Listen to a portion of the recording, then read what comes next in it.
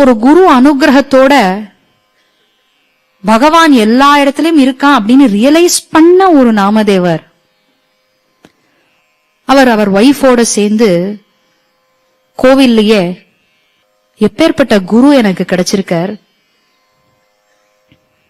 அதுக்கு அந்த பகவானுக்கும் நான் ஒரு தேங்க் பண்ணணும்.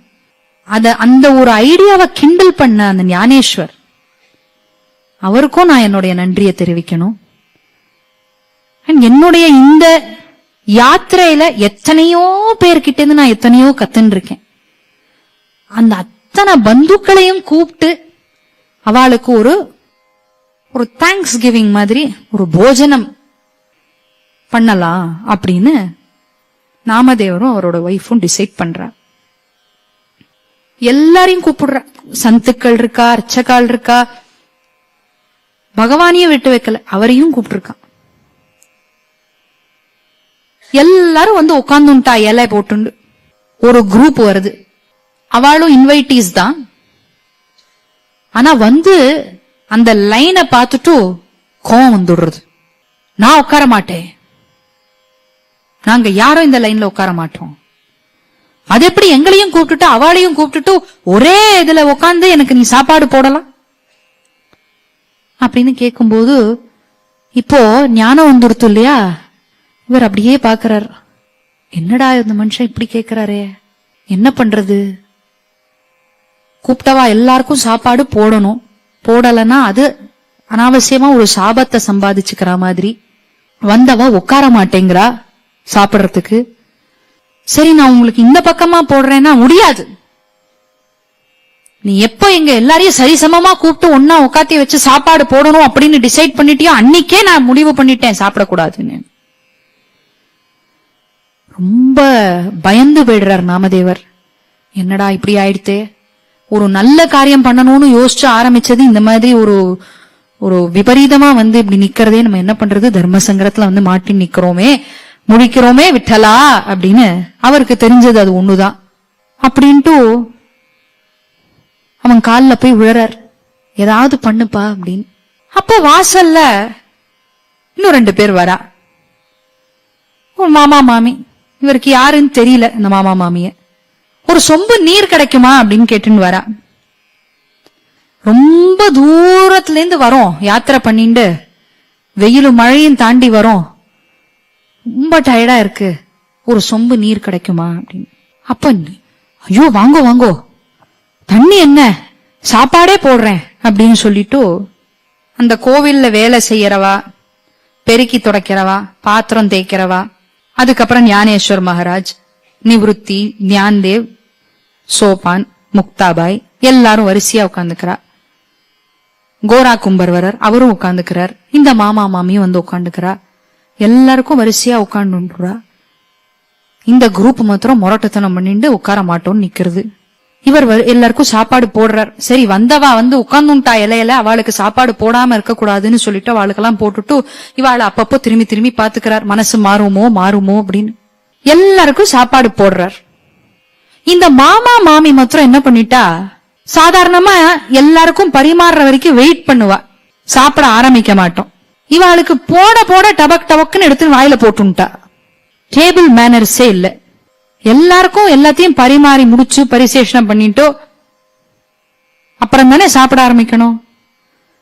போட போட இலையில எல்லாம் காலி ஆயிடுச்சு. பக்கத்துல உட்கார்ந்து இருக்கிறவாள்லாம் அப்படியே பாக்குறா. அப்புறம் பார்த்தா ஞானேஸ்வர் மகாராஜ் மாத்திரம் சிரிச்சுண்டு பார்த்துட்டு இருக்காரத. அவருக்கு என்ன நடக்கிறதுன்னு தெரிஞ்சுடுத்து. பார்த்தார், நெய்வேத்தியம் ஆயிடுத்து, இதுக்கப்புறம் நம்ம வெயிட் பண்ணி என்ன பண்ண போறோம்னு அவரும் சாப்பிட ஆரம்பிச்சுட்டார். அவரை பார்த்த உடனே அவர் கூட பிறந்தவாள்லாம் எல்லாம் ஒன்னா சாப்பிட்டு பழகினவா. ஓ, இவனே சாப்பிட ஆரம்பிச்சுட்டா, நம்ம எதுக்கு வெயிட் பண்ணும், அவளும் சாப்பிட ஆரம்பிச்சுட்டா. யாரும் இந்த ஆர்டர் ஆஃப் இதுக்காக வெயிட்டே பண்ணல.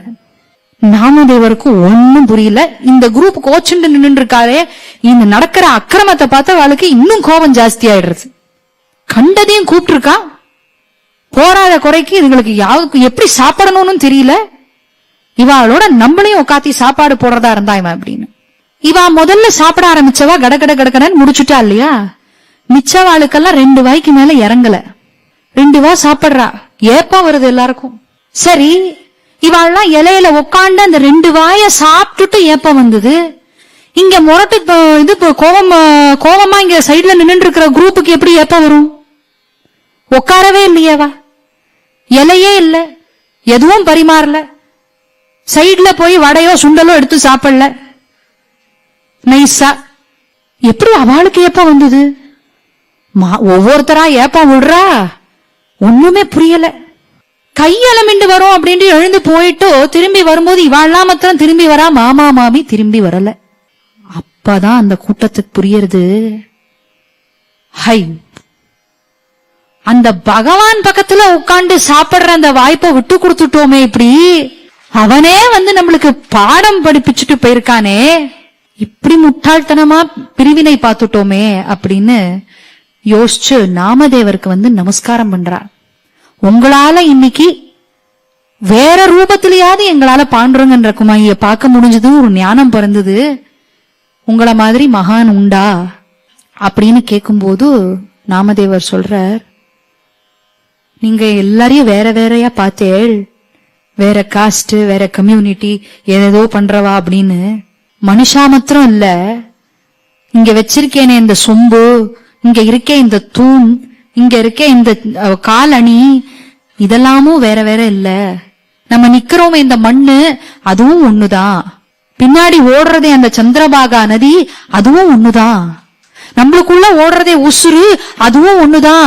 எப்படி ஒண்ணுதான்? ஏன்னா எல்லாமே விட்டலன் தான். தீர்த்த விட்டல க்ஷேத்திர விட்டல, தீர்த்த விட்டல க்ஷேத்திர விட்டல, தீர்த்த விட்டல க்ஷேத்திர விட்டல, மாதா விட்டல पिता विठ्ठल, बंधु विठ्ठल, गोत्र विठ्ठल, बंधु विठ्ठल, गोत्र विठ्ठल, तीर्थ विठ्ठला விட்டலா அப்படின்னு பாடுறார். குரு விட்டல, गुरु देवता विठ्ठल, गुरु विठ्ठल, गुरु देवता विठ्ठल, निधान विठ्ठल, निरंतर विठ्ठल, निधान विठ्ठल, निरंतर विठ्ठल, तीर्थ विठ्ठल, क्षेत्र विठ्ठल. எல்லாமே அந்த விட்டலன் தான். அப்புறம் நீங்க என்ன பண்ணினா என்ன, நான் என்ன பண்ணினா என்ன, எந்த குடும்பத்துல பிறந்தா என்ன, எங்கேந்து வந்தா என்ன, எந்த இலையில உட்கார்ந்து சாப்பிட்டா என்ன, எதை சாப்பிட்டா என்ன, எப்போ சாப்பிட்டா என்ன, ஃபைனலா எல்லாம் அந்த விட்டலனுக்குள்ளதான் சுவாகா ஆறுது.